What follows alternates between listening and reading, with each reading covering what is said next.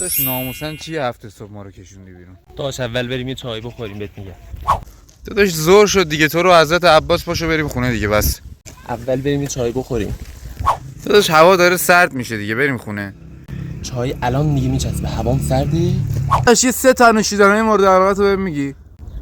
چای با قند، چای با نبات، چای با شیره.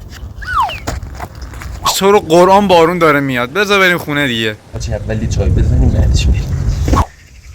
داداش داری چیکار میکنی؟ دارم ورزش میکنم. منم بذارم منم چند تاشونو. بذار اول بریم چای بخوریم. چای برسن چای. داداش تو رو قرآن اون بالا چیکار میکنی؟ بیا پایین بریم دیگه. داش چای بخوریم الان میریم.